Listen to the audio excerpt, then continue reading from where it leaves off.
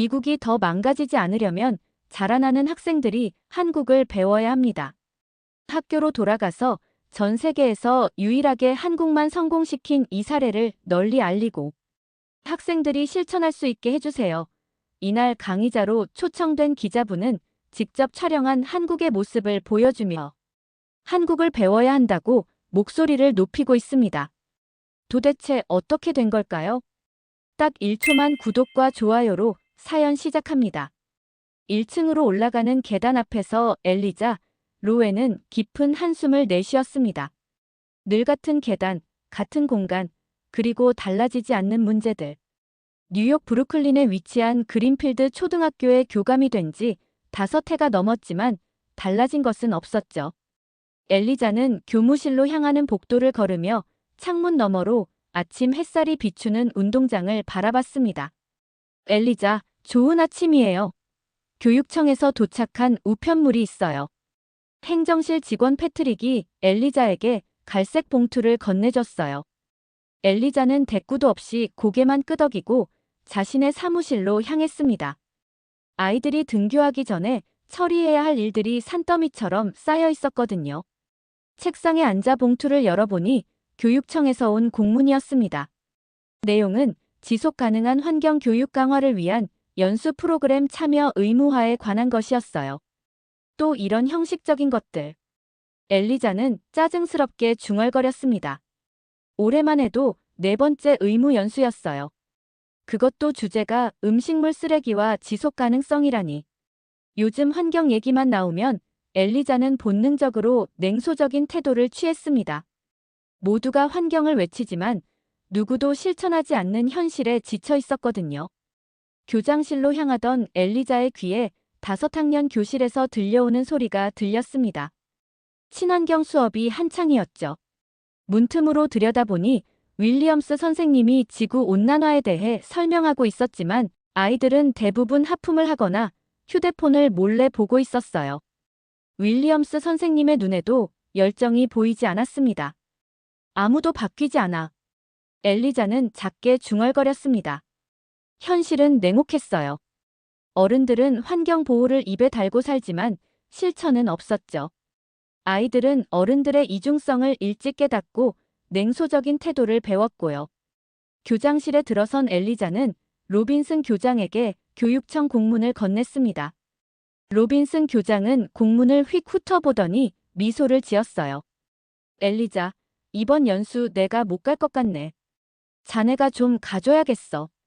하지만 교장 선생님, 제가 이번 주에 처리해야 할 일이 많고 연간 학교 평가 보고서도 작성해야 합니다. 그건 내가 대신 처리해 줄 테니 걱정 말게.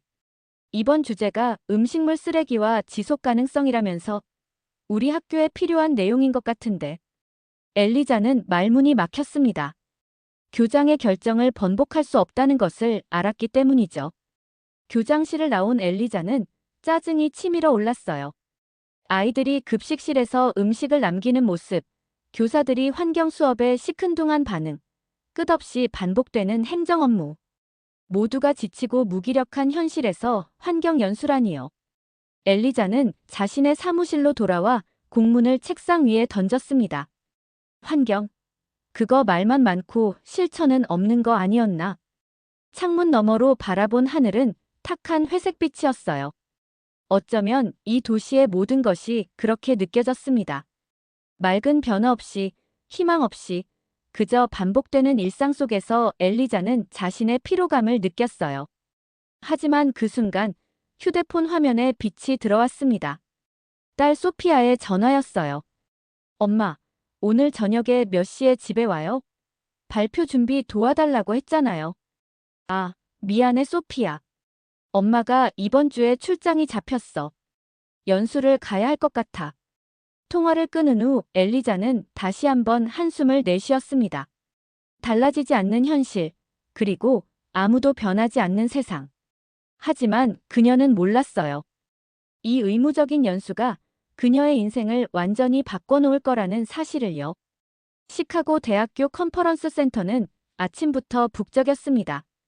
전국에서 모인 교사들이 335 모여 커피를 마시며 이야기를 나누고 있었죠. 엘리자는 로비에 들어서며 고개를 절레절레 흔들었습니다. 비행기에서 내려 바로 온 터라 피곤함이 몰려왔어요. 접수대에서 이름표를 받아 목에 건 엘리자는 자리를 찾아 앉았습니다. 여기 자리 있나요?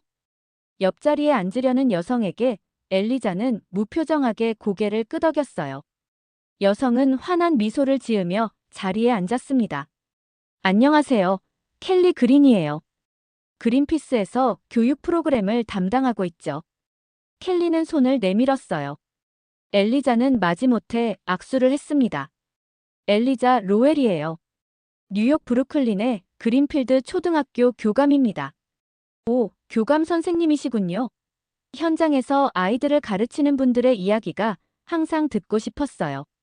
켈리의 밝은 에너지가 엘리자에게는 오히려 부담스럽게 느껴졌습니다.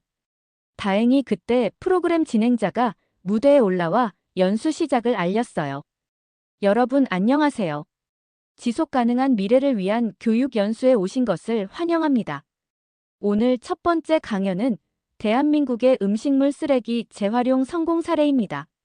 강연자는 내셔널 지오그래픽 다큐멘터리 제작자인 마이클 핸더슨 씨예요. 엘리자는 눈썹을 치켜 올렸습니다. 한국? 그냥 K-팝이나 잘하는 나라 아닌가? 엘리자의 머릿속에 한국에 대한 고정관념이 떠올랐어요.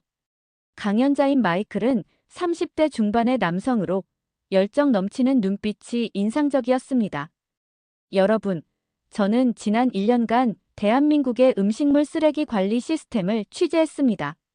처음 이 주제를 접했을 때 저도 여러분처럼 의아했어요.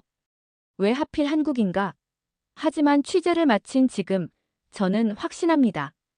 우리가 배워야 할 나라는 바로 한국입니다. 마이클은 프레젠테이션을 시작했습니다. 스크린에는 서울의 아파트 단지가 나타났어요. 주민들이 음식물 쓰레기를 버리는 과정이 상세히 보였죠. 각 가정마다 전자카드를 태그한 후 무게에 따라 비용이 자동 부과되는 시스템이었습니다. 이것이 바로 세계에서 가장 앞선 음식물 쓰레기 관리 시스템 중 하나입니다. 한국의 RFID 기반 종량제예요. 엘리자는 고개를 갸웃했습니다. 호기심이 생겼어요. 마이클의 설명은 계속 이어졌습니다.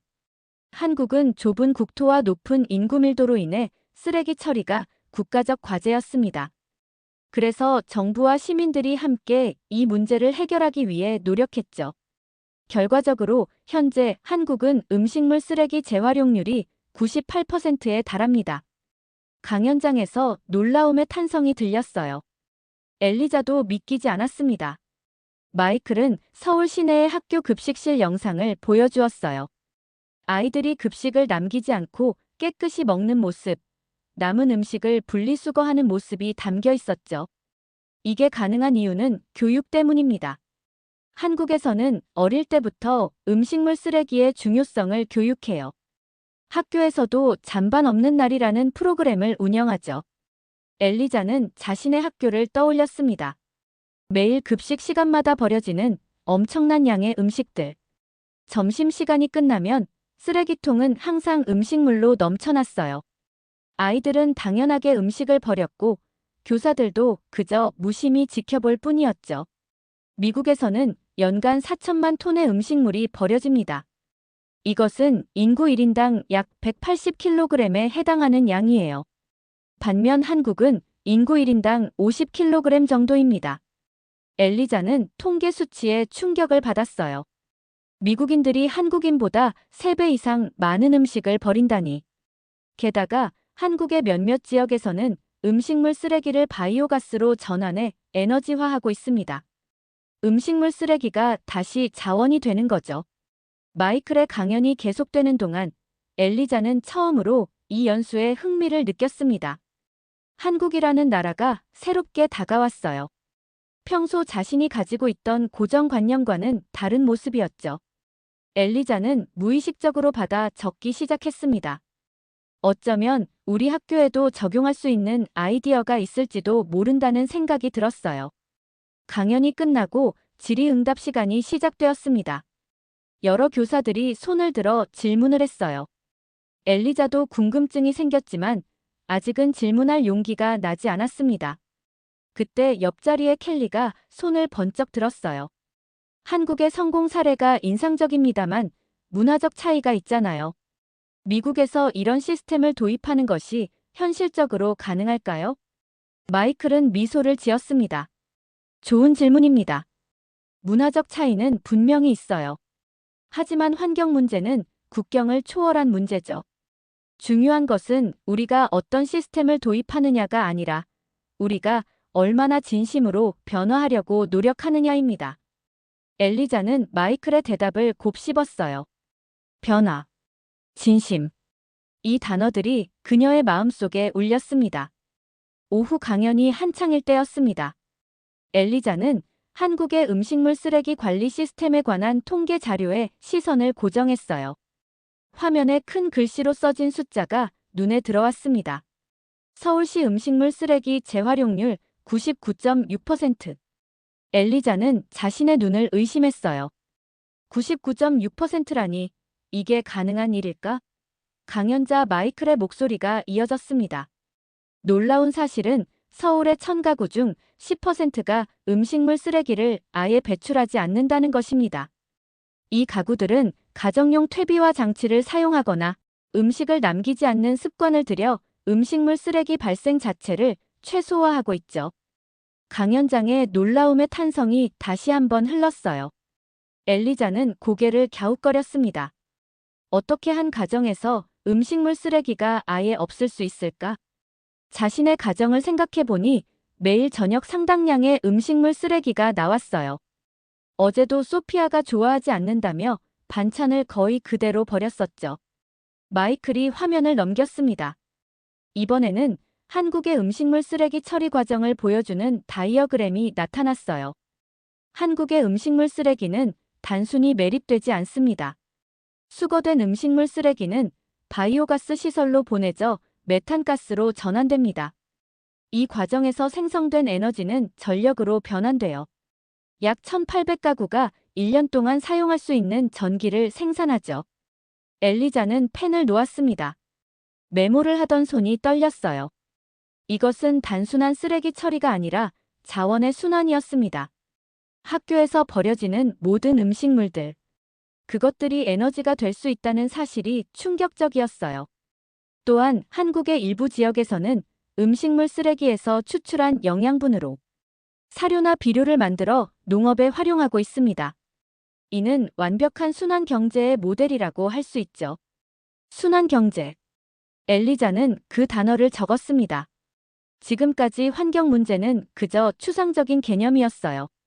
하지만 마이클의 강연을 들으며 구체적인 해결책이 존재한다는 것을 알게 되었죠. 그것도 이미 다른 나라에서 성공적으로 실행하고 있다는 사실이 놀라웠습니다. 마이클이 마지막 슬라이드를 보여주었어요. 거기에는 한국의 학교 급식 시간 모습이 담겨 있었습니다. 아이들이 음식을 남기지 않고 깨끗이 먹는 모습, 직접 식판을 정리하는 모습, 그리고 남은 음식물을 분리하는 모습이었죠. 한국의 학교에서는 음식물 쓰레기 줄이기가 교육과정의 일부입니다. 아이들은 자신이 먹을 만큼만 배식받고 남기지 않는 것이 당연한 문화로 자리 잡았죠. 일부 학교에서는 남은 음식물의 양을 그래프로 표시해 시각적으로 보여주기도 합니다. 엘리자는 자신의 학교를 생각했어요. 매일같이 쓰레기통에 버려지는 수북한 음식들. 그것이 이제는 낭비가 아닌 범죄처럼 느껴졌습니다. 이런 시스템이 정착되기까지는 물론 시간이 걸렸습니다. 처음에는 한국 시민들도 불편해했어요. 하지만 지속적인 교육과 인식 개선을 통해 지금은 자연스러운 생활 습관이 되었죠. 강연이 끝나고 질의응답 시간이 되었습니다. 여러 교사들이 손을 들었지만 엘리자는 여전히 강연 내용에 충격을 받아 생각에 잠겨 있었어요. 그때 옆자리의 켈리가 갑자기 손을 번쩍 들었습니다. 질문이 있습니다. 미국과 한국은 사회 문화적 배경이 다르잖아요. 미국에서는 왜 이런 시스템을 도입하기 어려울까요? 마이클이 대답하기 전 켈리가 다시 말을 이었어요. 사실 제 질문은 도발적인 의도가 있습니다. 우리는 항상 왜 우리는 안 되냐고 묻기 전에 왜 그들은 됐는지를 봐야 해요. 한국이 성공할 수 있었던 이유는 문화적 차이가 아니라 의지의 차이였다고 생각합니다. 강연장이 조용해졌습니다. 켈리의 말에 모두가 생각에 잠긴 듯 했어요. 엘리자는 켈리를 새롭게 바라보았습니다.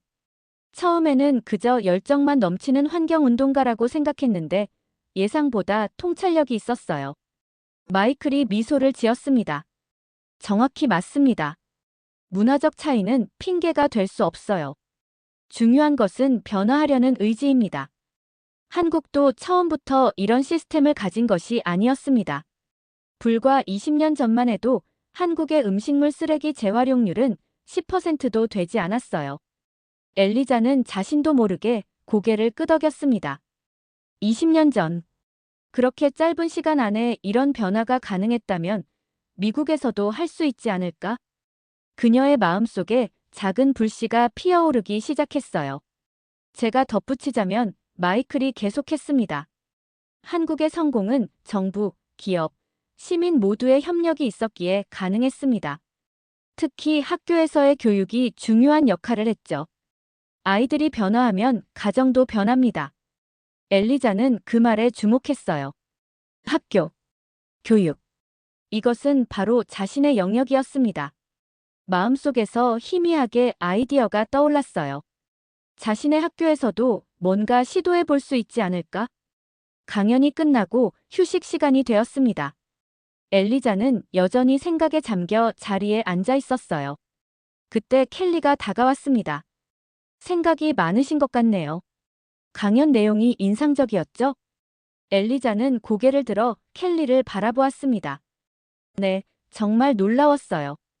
한국의 재활용률이 99.6%라니. 믿기 어려운 수치예요. 변화는 항상 가능합니다. 켈리가 미소를 지으며 말했어요. 중요한 것은 첫걸음을 내딛는 용기죠. 엘리자는 켈리의 말을 곱씹었습니다. 첫걸음, 용기. 이 단어들이 그녀의 마음을 두드렸어요.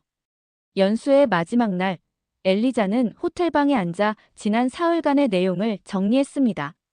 노트북 화면에는 한국의 음식물 쓰레기 관리 시스템에 관한 자료들이 가득했어요. 엘리자는 이 정보들을 어떻게 학교에 적용할 수 있을지 고민하고 있었습니다. 창밖으로 시카고의 회색 하늘이 보였어요. 비가 내리기 시작했죠. 마지막 전체 세션이 끝나고 참가자들은 각자의 액션 플랜을 세우는 시간을 가졌습니다. 엘리자는 아직 구체적인 계획을 세우지 못했어요. 학교로 돌아가면 무엇부터 시작해야 할까? 교사들이 협조할까? 아이들의 반응은 어떨까? 여러 가지 의문이 그녀의 머릿속을 맴돌았습니다. 어떤 계획을 세우고 계신가요? 옆자리에 켈리가 다가와 앉았어요. 엘리자는 한숨을 내쉬었습니다. 솔직히 말하면 아직 확신이 없어요. 제 학교는 브루클린의 평범한 공립학교예요. 한국처럼 전자카드 시스템을 도입할 예산도 없고 아이들이 얼마나 협조할지도 의문이죠. 켈리는 엘리자의 노트를 잠시 살펴보더니 미소를 지었어요. 처음부터 완벽할 필요는 없어요. 작은 것부터 시작하면 됩니다. 예를 들어 급식 시간에 음식물 쓰레기 양을 측정하는 것부터요. 엘리자는 고개를 끄덕였습니다. 켈리의 제안이 현실적으로 들렸어요. 두 사람은 1시간 동안 다양한 아이디어를 나누었습니다. 켈리는 환경 교육 자료와 간단한 측정 도구들을 제공해주겠다고 약속했어요. 엘리자는 처음으로 이 연수가 의미 있게 느껴졌습니다. 저녁이 되어 뉴욕으로 돌아가는 비행기에 오른 엘리자는 창밖을 바라보며 생각에 잠겼어요. 한국의 사례를 통해 본 가능성, 켈리와의 대화에서 얻은 아이디어, 그리고 자신의 학교에서 시작할 작은 변화. 이 모든 것이 가슴속에서 희망의 씨앗으로 자라고 있었습니다. 비행기가 뉴욕에 도착한 것은 저녁 9시였어요. 집으로 향하는 택시 안에서 엘리자는 소피아에게 전화를 걸었습니다. 소피아, 엄마야. 지금 집에 가는 중이야. 내 발표는 어땠어? 별로요. 소피아의 목소리가 시큰둥하게 들렸어요. 선생님이 제 발표가 너무 부정적이라고 했어요. 부정적이라니. 무슨 주제로 발표했어? 환경 문제요. 제가 말했잖아요. 환경 보호가 의미 없다고요. 아무리 우리가 노력해도 지구온난화는 계속되고 북극곰은 계속 죽어가잖아요. 미국은 절대 바뀌지 않을 거예요. 엘리자는 갑자기 가슴이 철렁 내려앉는 느낌이었습니다. 소피아의 말은 불과 며칠 전 자신의 생각과 너무나 닮아 있었어요. 무기력함, 체념, 냉소. 자신이 딸에게 이런 태도를 물려준 것일까? 소피아, 내 말이 맞을 수도 있어. 하지만 엄마가 이번에 연수에서 배운 게 있어. 변화는 가능해. 한국이라는 우리가 잘 모르는 나라에서는 이미 많은 변화가 일어났거든. 그게 무슨 상관이에요? 한국은 한국이고 미국은 미국이잖아요. 우리는 절대 바뀌지 않을 거예요. 택시가 집 앞에 도착했습니다. 엘리자는 깊은 한숨을 내쉬었어요. 소피아의 말에는 반박할 여지가 없어 보였습니다. 아파트로 올라가는 계단을 오르며 엘리자는 생각했어요. 어떻게 하면 소피아에게 희망을 보여줄 수 있을까? 집 문을 열자 부엌에서 불빛이 새어나왔습니다. 소피아가 앉아 숙제를 하고 있었어요. 테이블 위에는 다 먹지 않은 피자와 반쯤 마신 콜라가 놓여 있었죠. 엄마, 피자 남은 거 있어요. 근데 맛없어서 다 못 먹었어요. 엘리자는 피자 상자를 열어보았습니다. 절반도 먹지 않은 피자 2조각이 있었어요. 평소 같았으면 그냥 쓰레기통에 버렸을 텐데 오늘은 달랐습니다. 엘리자는 피자를 보며 갑자기 떠오르는 생각이 있었어요. 소피아, 우리 집에서 얼마나 많은 음식을 버리는지 생각해 본 적 있어? 소피아는 고개를 들어 엘리자를 바라보았습니다. 몰라요. 그냥 다들 버리잖아요. 그래, 다들 버려. 하지만 그게 정상일까? 한국에서는 가정에서 나오는 음식물 쓰레기 양이 우리의 3분의 1 수준이래. 어떤 가정은 아예 음식물 쓰레기를 만들지 않기도 해. 소피아는 눈을 동그랗게 떴어요. 진짜요? 어떻게 그게 가능해요? 처음엔 나도 믿기 어려웠어. 하지만 그들은 해냈어. 지금 우리 집부터 문제야. 이 피자를 그냥 버리는 대신 내일 아침에 다시 데워 먹으면 어떨까? 소피아는 어깨를 으쓱했습니다. 상관없어요. 근데 정말 맛없을 것 같은데. 한번 해보자. 그리고 내일부터 일주일 동안 우리가 얼마나 많은 음식을 버리는지 기록해보면 어떨까? 왜요? 그냥 실험이야. 내가 환경 문제에 관심이 있다고 했잖아. 비록 부정적이긴 했지만. 소피아는 잠시 생각하더니 고개를 끄덕였어요. 알았어요. 근데 변할 거라고 기대하진 마세요. 엘리자는 미소를 지었습니다. 기대는 없어. 그냥 확인해보는 거야. 침실로 향하는 엘리자의 마음은 복잡했어요. 소피아의 냉소적인 태도는 분명 자신으로부터 비롯된 것이었습니다. 하지만 동시에 그녀는 처음으로 무언가를 바꿀 수 있다는 희망을 느꼈어요. 연수에서 보고 배운 것들, 켈리와 나눈 대화들. 이 모든 것이 그녀에게 새로운 관점을 제시했습니다. 침대에 누운 엘리자는 천장을 바라보았어요. 내일부터는 학교로 돌아가야 했죠. 그리고 그곳에서 어떤 변화를 시작할 수 있을지 고민하기 시작했습니다. 소피아에게 증명하고 싶었어요. 변화는 가능하다는 것을, 그리고 그 변화는 바로 지금, 여기서부터 시작할 수 있다는 것을요. 월요일 아침, 엘리자는 평소보다 일찍 학교에 도착했습니다. 모닝커피를 마시며 지난 주말 동안 구상한 계획을 정리했어요. 그녀는 노트에 교실에서 시작하는 작은 실험이라고 제목을 적었습니다. 첫 시작은 5학년 한 반에서 시범적으로 운영해보자는 계획이었어요. 교실에서의 성공이 있어야 전교로 확산시킬 수 있을 테니까요. 오전 회의가 시작되고 로빈슨 교장이 말했습니다. 자, 연수는 어땠나? 뭔가 유익한 내용이 있었나? 모든 교사들의 시선이 엘리자에게 쏠렸어요. 평소 같았으면 대충 넘어갔을 질문이었습니다. 하지만 오늘은 달랐어요. 네, 정말 놀라운 경험이었습니다. 특히 한국의 음식물 쓰레기 관리 시스템이 인상적이었어요. 그들은 음식물 쓰레기를 99.6% 재활용하고 있다고 합니다. 회의실이 조용해졌어요. 윌리엄스 선생님이 눈썹을 치켜 올렸습니다. 99.6%라고요? 그게 가능한가요? 저도 처음엔 믿기 어려웠어요. 하지만 그들이 해냈더군요. 그래서 저는 우리 학교에서도 작은 실험을 시작해 보려고 합니다. 엘리자는 자신의 계획을 설명했어요. 5학년 한 반에서 일주일 동안 음식물 쓰레기 줄이기 프로젝트를 진행하려고 해요. 관심 있는 선생님이 계시다면 함께 했으면 합니다. 침묵이 이어졌습니다. 교사들은 서로 눈치를 보는 듯 했어요. 마침내 5학년 담임인 토마스 선생님이 말했습니다. 저희 반에서 해볼 수 있겠네요. 마침 환경 단원 수업이 시작되는 참이었어요. 엘리자는 미소를 지었습니다.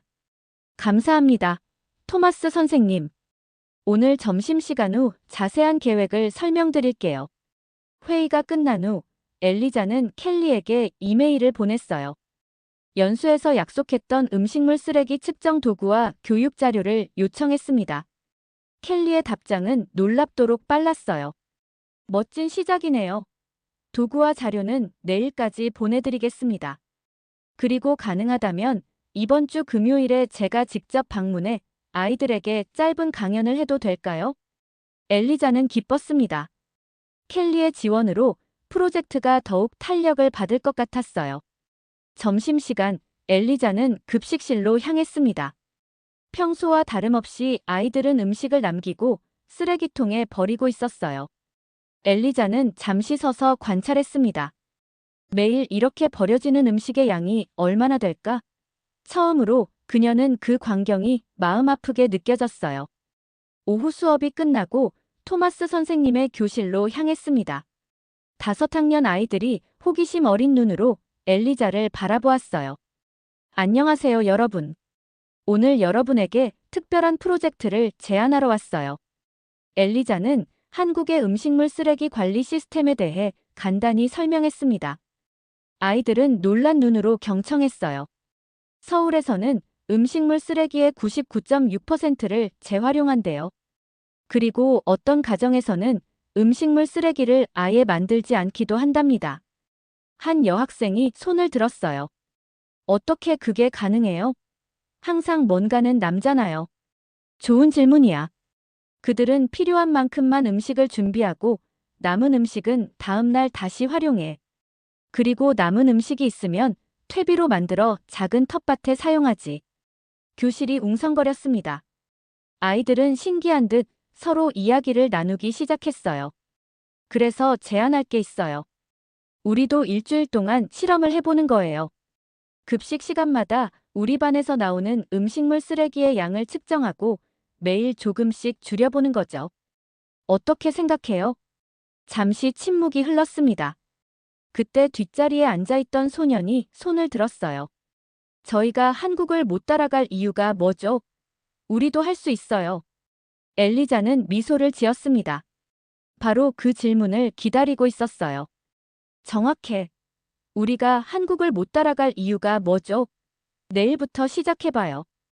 켈리라는 환경 전문가가 우리를 도와줄 거예요.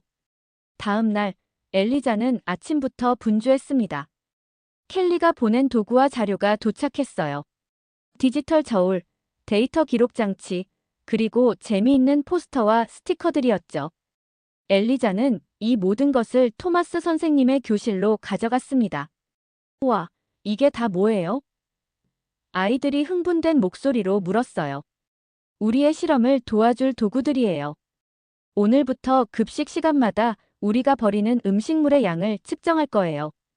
그리고 이 포스터에 매일의 기록을 남길 거고요. 아이들은 열정적으로 반응했습니다. 그들은 조를 나누어 역할을 분담했어요. 측정 담당, 기록 담당, 그리고 다른 아이들에게 설명해주는 홍보 담당까지. 점심시간이 되자 토마스 선생님의 반 아이들은 평소와 다른 모습을 보였습니다. 그들은 자신의 식판에 음식을 조금만 담았고 남기지 않으려고 노력했어요. 식사가 끝난 후 아이들은 남은 음식물을 모아 디지털 저울로 측정했습니다. 선생님, 오늘 우리 반에서 나온 음식물 쓰레기가 3kg이에요. 엘리자는 그 숫자를 포스터에 기록했어요. 좋아. 이게 우리의 시작점이야.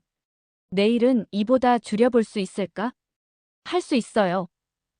아이들이 한 목소리로 대답했습니다.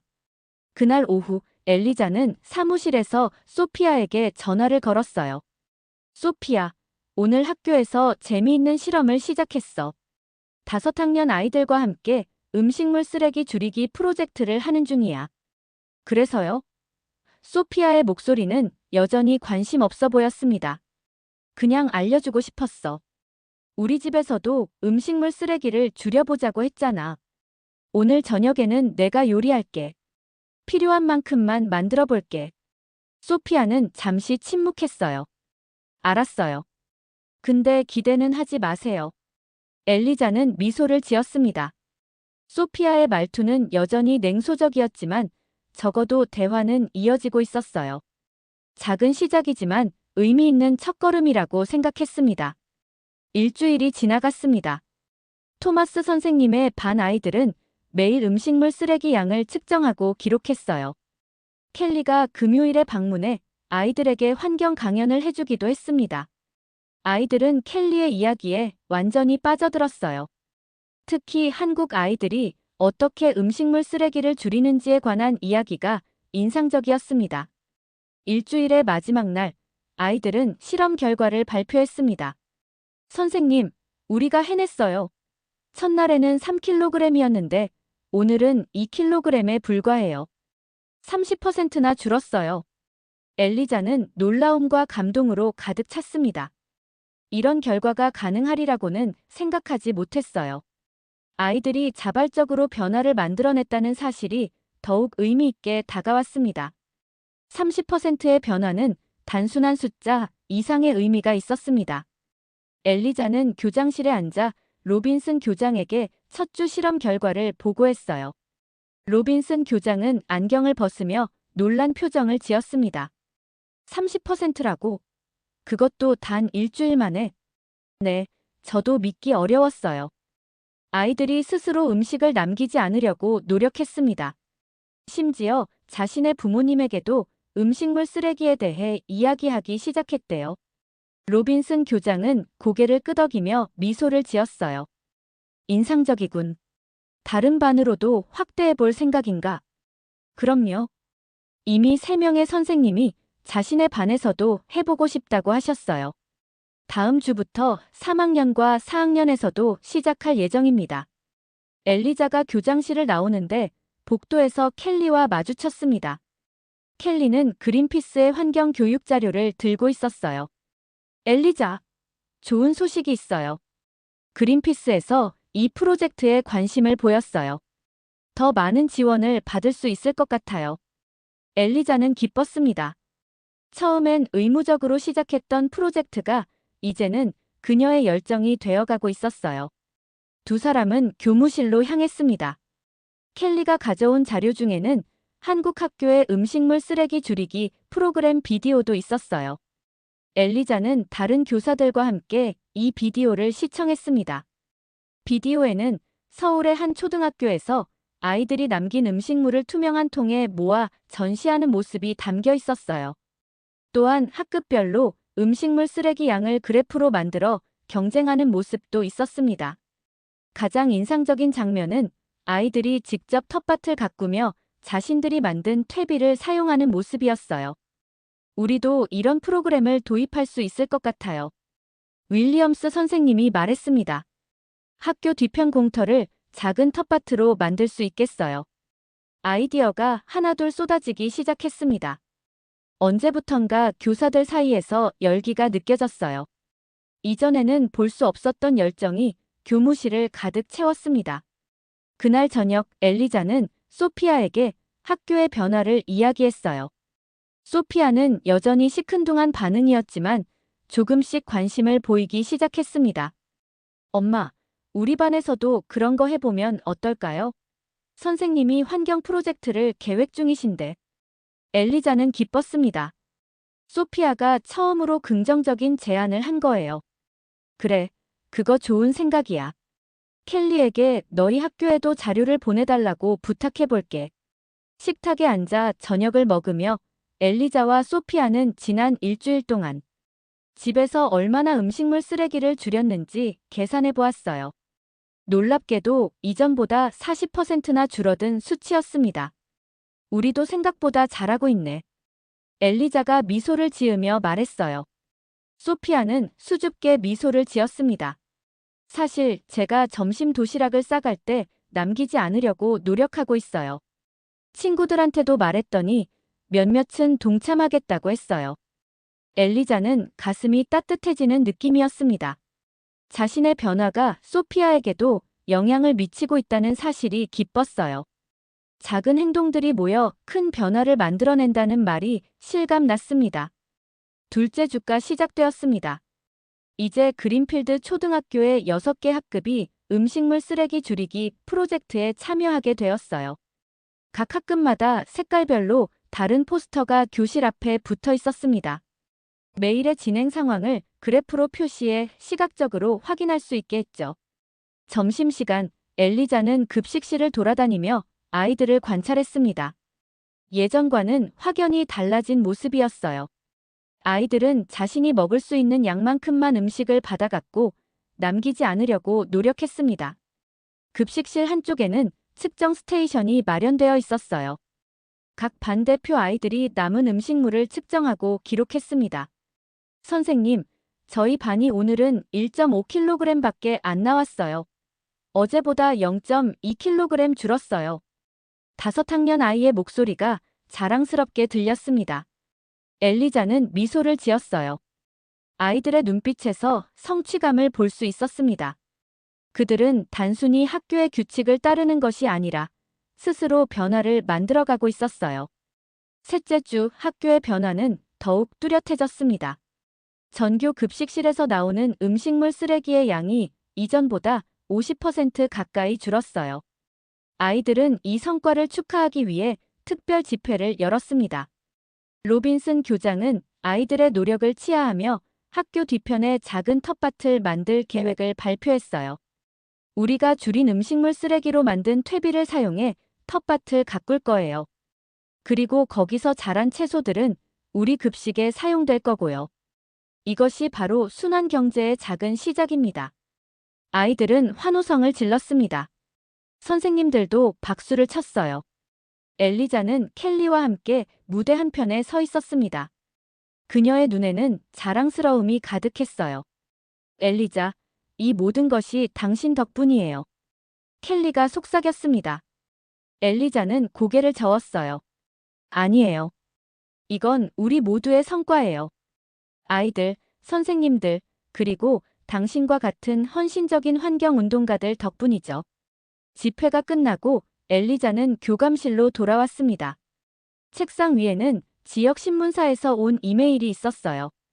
그린필드 초등학교의 음식물 쓰레기 줄이기 프로젝트를 취재하고 싶다는 내용이었습니다. 엘리자는 놀랐어요. 어떻게 이 소식이 밖으로 알려졌을까? 나중에 알고 보니 학부모 중 한 명이 지역 신문사에 연락한 것이었습니다.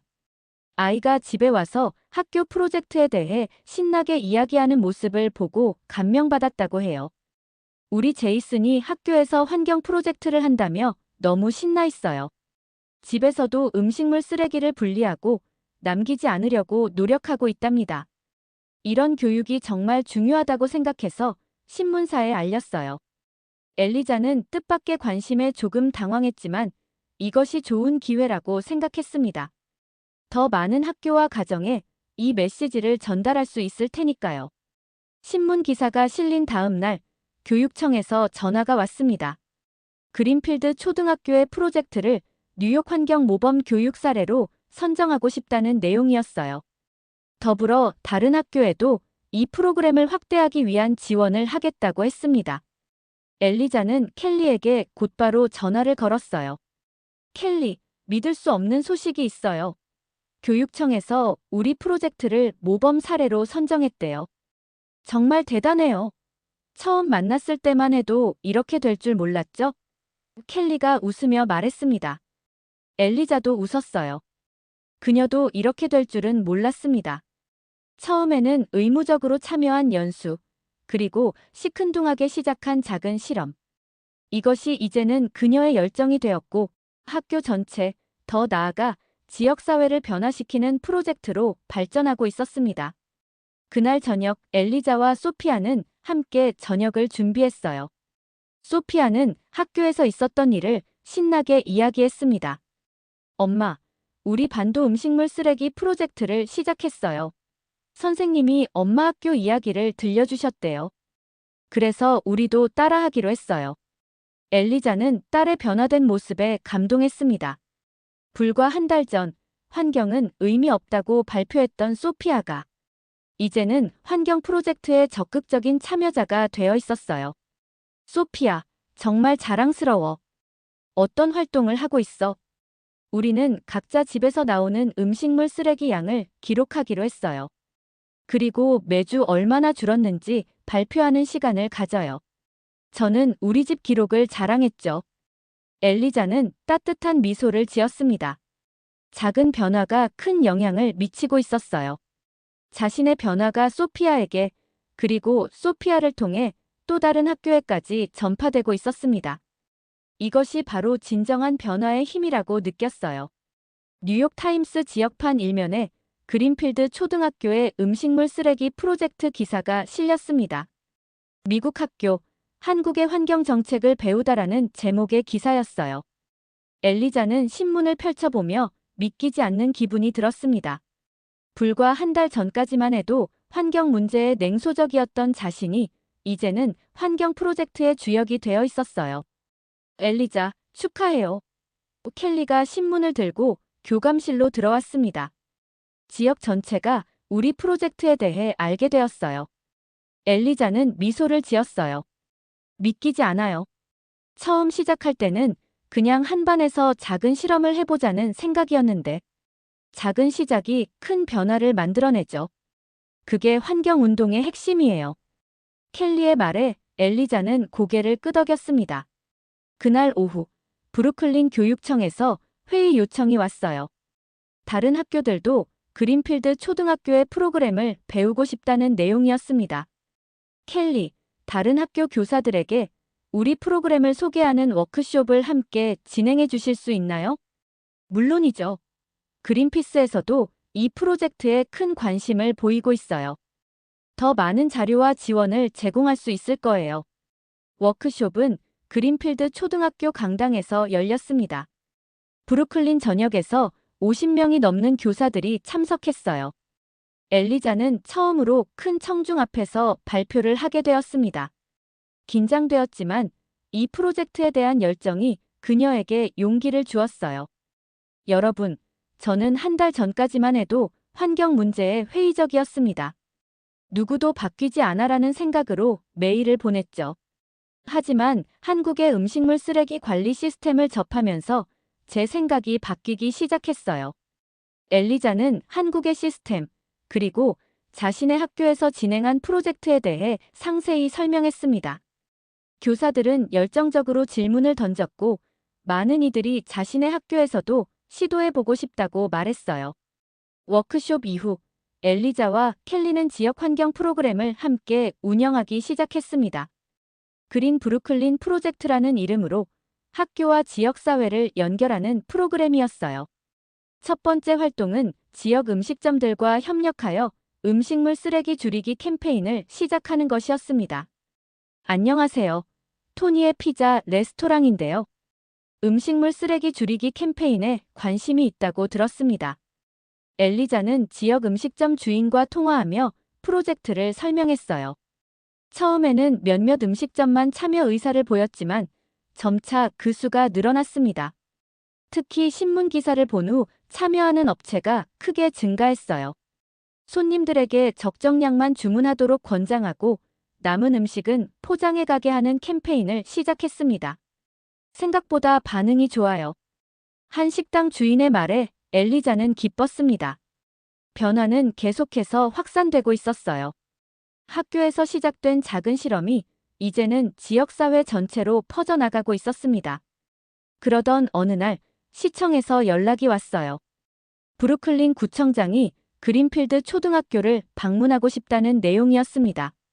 구청장은 브루클린 녹색도시 계획의 일환으로 음식물, 쓰레기 관리 시스템을 개선하려는 계획을 갖고 있었어요. 엘리자 선생님, 정말 인상적인 프로젝트를 진행하고 계시네요. 구청장이 학교를 둘러보며 말했습니다. 한국의 시스템을 브루클린에 적용할 수 있는 방법을 연구 중인데 선생님의 경험이 큰 도움이 될 것 같아요. 구청장의 방문은 지역 뉴스에도 보도되었습니다. 엘리자는 인터뷰에서 한국의 음식물 쓰레기 관리 시스템과 자신의 학교에서 이루어진 변화에 대해 설명했어요. 그녀의 목소리에는 자신감과 열정이 가득했습니다. 우리가 배운 점은 변화는 가능하다는 것입니다. 한국이 해냈다면 우리도 할 수 있어요. 중요한 것은 첫걸음을 내딛는 용기입니다. 그녀의 인터뷰는 많은 사람들에게 영감을 주었어요. 특히 브루클린의 다른 학교들에서 비슷한 프로젝트가 시작했습니다. 교육청은 이런 움직임을 지원하기 위해 그린스쿨 이니셔티브라는 새로운 프로그램을 발표했어요. 집에서의 변화도 계속되었습니다. 소피아는 이제 환경 문제에 적극적인 관심을 보였어요. 중학교에서도 환경 동아리를 만들어 활동하기 시작했습니다. 엄마, 우리 동아리에서 학교 인근 공원 청소 활동을 계획 중이에요. 그린피스에서 지원해준다고 했어요. 켈리 선생님이 도와주신대요. 소피아의 말에 엘리자는 깊은 감동을 느꼈습니다. 딸의 변화는 그녀에게 무엇보다 큰 보람이었어요. 그래, 정말 자랑스러워. 엄마도 도울 일이 있으면 말해줘. 시간이 흐르면서 그린필드 초등학교의 프로젝트는 계속해서 발전했습니다. 학교 뒤편에 만든 텃밭은 이제 작은 정원으로 확장되었어요. 아이들은 직접 채소를 기르고 그 수확물로 요리 수업을 진행하기도 했습니다. 음식물 쓰레기 양은 초기보다 70%나 줄었고 남은 음식물은 모두 퇴비로 재활용되었어요. 켈리와 엘리자는 정기적으로 만나 지역 환경 프로그램을 계획했습니다. 두 사람은 처음 만났을 때와는 달리 이제는 친한 친구가 되어 있었어요. 성격은 달랐지만 환경을 위한 열정으로 서로를 이해하고 존중하게 되었습니다. 엘리자, 처음 만났을 때 당신이 환경 문제에 냉소적이었다는 게 믿기지 않아요. 켈리가 웃으며 말했습니다. 엘리자도 웃었어요. 나도 그래요. 하지만 사람은 변할 수 있어요. 중요한 건 올바른 정보와 실천 가능한 방법을 알게 되는 거죠. 그리고 용기 있는 첫걸음을 내딛는 것. 켈리가 덧붙였습니다. 시 당국과의 협력도 계속되었어요. 브루클린 구청에서는 파일럿 프로그램으로 일부 지역에 음식물 쓰레기 전용 수거함을 설치하기 시작했습니다. 한국의 시스템을 참고하여 만든 이 프로그램은 주민들의 높은 호응을 얻었어요. 우리가 미국의 서울이 될 수 있을까요? 한 주민이 지역회의에서 질문했습니다. 엘리자는 자신 있게 대답했어요. 물론입니다. 우리가 배운 것은 변화는 가능하다는 것입니다. 작은 행동들이 모여 큰 변화를 만들어내죠. 그린필드 초등학교 강당은 오랜만에 사람들로 가득 찼습니다. 학부모, 학생, 교사들뿐만 아니라 지역 주민들과 언론인들도 모여 있었어요. 그린 브루클린 프로젝트 6개월 성과 보고회라는 현수막이 강당 앞쪽에 걸려 있었습니다. 로빈슨 교장이 무대에 올라 행사의 시작을 알렸어요. 오늘 우리는 특별한 여정을 함께 돌아보려고 합니다. 6개월 전 한 작은 실험에서 시작된 이 프로젝트가 이제는 브루클린 전역으로 확산되었습니다. 그 중심에는 우리 학교의 교감 선생님, 엘리자 로웰이 있었습니다. 박수 소리가 강당을 가득 채웠어요. 엘리자는 약간 긴장된 모습으로 무대에 올랐습니다. 6개월이라는 시간이 믿기지 않았어요. 마치 어제 일처럼 시카고 연수에서 한국의 음식물 쓰레기 시스템을 접했던 순간이 생생했습니다. 여러분, 안녕하세요. 저는 오늘 여러분과 함께 우리의 성과를 나누게 되어 정말 기쁩니다. 엘리자는 잠시 객석을 둘러보았어요. 첫 줄에 소피아가 앉아 있었고 그 옆에는 켈리가 미소를 지으며 응원하고 있었죠. 6개월 전, 저는 교육청 의무연수에 억지로 참여했습니다. 솔직히 말하면 당시 저는 환경 문제에 대해 매우 냉소적이었어요. 어차피 아무도 바뀌지 않아라는 생각이 제 머릿속을 지배하고 있었죠. 엘리자는 잠시 숨을 고르고 계속했습니다. 그런데 연수에서 저는 한국의 음식물 쓰레기 관리 시스템에 대해 알게 되었어요. 99.6%라는 놀라운 재활용률, 전자카드 시스템, 음식물 쓰레기의 에너지화. 이 모든 것이 제게 충격을 주었습니다. 스크린에는 한국의 음식물 쓰레기 관리 시스템에 관한 사진들이 슬라이드쇼로 나타났어요. 서울 시내의 아파트 단지, 전자카드로 음식물 쓰레기를 버리는 시민들, 바이오가스 시설 등의 이미지가 차례로 보였습니다. 처음에는 한국과 미국은 다르다는 생각도 했어요. 하지만 켈리의 말처럼 중요한 것은 왜 우리는 안 되냐고 묻는 것이 아니라 왜 그들은 됐는지를 이해하는 것이었습니다. 엘리자는 켈리를 향해 미소를 지었어요. 켈리도 고개를 끄덕이며 화답했습니다. 우리는 작은 실험으로 시작했어요. 한 학급에서 일주일 동안 음식물 쓰레기 양을 측정하고 줄여보자는 것이었죠. 그 결과는 놀라웠습니다. 단 일주일 만에 30%나 줄었어요. 다음 슬라이드에는 그린필드 초등학교의 변화 과정이 그래프로 나타났습니다. 시간이 지남에 따라 지속적으로 감소하는 음식물 쓰레기 양을 명확히 보여주었어요. 이 작은 성공이 우리에게 자신감을 주었습니다. 점차 다른 학급으로, 학교 전체로, 그리고 지역사회로 확산되었어요. 지금 이 순간에도 브루클린의 20개 학교에서 비슷한 프로젝트가 진행 중입니다. 엘리자는 잠시 말을 멈추고 객석을 바라보았습니다. 많은 사람들이 감동한 표정으로 그녀의 이야기를 경청하고 있었어요. 하지만 우리의 여정은 단순히 음식물 쓰레기 줄이기에 그치지 않았습니다. 우리는 순환 경제의 개념을 배웠어요. 학교 텃밭에서 우리가 만든 퇴비로 채소를 기르고 그 채소로 요리 수업을 하고 남은 음식물은 다시 퇴비로 만드는 이런 순환 구조를 만들었습니다. 다음 슬라이드에는 학교 텃밭에서 활동하는 아이들의 모습이 나왔어요. 밝게 웃으며 채소를 가꾸는 아이들, 수확한 채소로 요리하는 모습, 그리고 음식물 쓰레기를 퇴비통에 넣는 장면들이 연속적으로 보였습니다. 우리의 프로젝트는 이제 브루클린 구청과 협력하여 더 큰 규모로 확장되고 있습니다. 지역 내 50개 음식점이 음식물 쓰레기 줄이기 캠페인에 동참하고 있고, 3개 지역에서 파일럿 프로그램으로 한국식 전자 계량 시스템을 시험 중이에요. 엘리자는 무대 뒤쪽에 마련된 통계 보드를 가리켰습니다. 그곳에는 프로젝트의 성과가 명확하게 정리되어 있었어요. 6개월 동안 우리가 이룬 성과입니다. 그린필드 초등학교의 음식물 쓰레기 양 70% 감소, 참여학교 전체 평균 50% 감소, 지역 내 음식점에서 배출되는 음식물 쓰레기 30% 감소. 이것은 단순한 숫자가 아닙니다. 우리 모두의 노력과 헌신이 만든 실질적인 변화입니다. 강당에서 다시 한번 큰 박수가 터져 나왔어요. 엘리자는 잠시 감정이 북받쳐 말을 잇지 못했습니다. 켈리가 물 한 잔을 건네주며 그녀를 격려했어요. 이 모든 변화의 중심에는 우리 아이들이 있었습니다. 엘리자는 다시 말을 이었어요. 아이들이 학교에서 배운 것을 가정으로 가져가고 부모님들에게 알려주고 그것이 다시 지역사회로 확산되었습니다. 제 딸 소피아도 마찬가지였죠. 엘리자는 소피아를 바라보며 미소를 지었어요. 소피아도 자랑스러운 표정으로 엄마를 바라보았습니다. 처음에 소피아는 환경은 의미 없다고 발표했던 아이였어요. 지금은 중학교 환경동아리 회장이 되었죠. 변화는 가능합니다. 우리 모두가 그 증인이에요.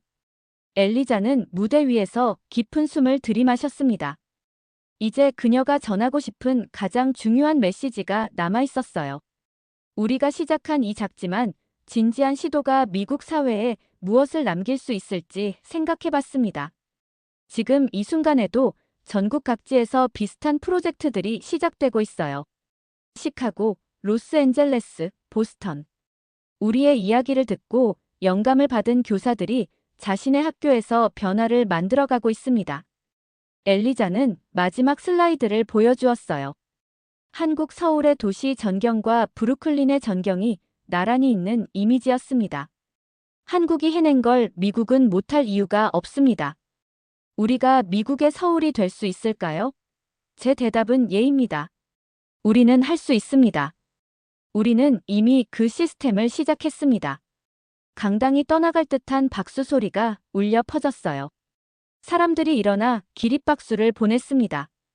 엘리자는 감격에 겨워 객석을 바라보았어요. 로빈슨 교장, 교사들, 학생들, 그리고 지역 주민들 모두가 하나가 되어 이 성과를 축하하고 있었습니다. 무대 아래로 내려온 엘리자에게 소피아가 달려와 안겼어요. 엄마, 정말 자랑스러워요. 엘리자는 딸을 꼭 안았습니다. 켈리도 다가와 두 사람을 축하해 주었어요. 엘리자, 당신은 정말 놀라운 변화를 만들어냈어요. 엘리자는 고개를 저었습니다. 우리 모두가 함께 만든 변화예요. 나 혼자였다면 불가능했을 거예요. 행사가 끝나고 사람들이 하나둘 돌아가기 시작했어요. 엘리자는 무대 위를 정리하다가 처음 연수에서 받았던 자료를 발견했습니다. 대한민국의 음식물 쓰레기 재활용 성공 사례라는 제목이 적힌 책자였어요. 그녀는 책자를 펼쳐보며 미소 지었습니다. 누가 알았을까요?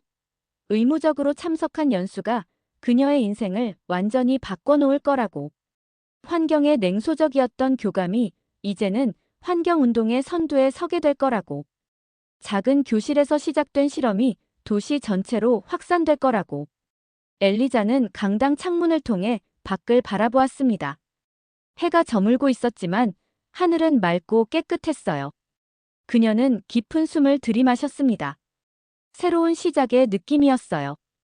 아직 가야 할 길이 멀지만 그녀는 이제 희망을 갖게 되었습니다. 변화는 가능하다는 희망, 그리고 그 변화는 바로 자신에게서 시작된다는 믿음을요. 엄마, 집에 갈까요? 소피아가 문에서 그녀를 기다리고 있었습니다.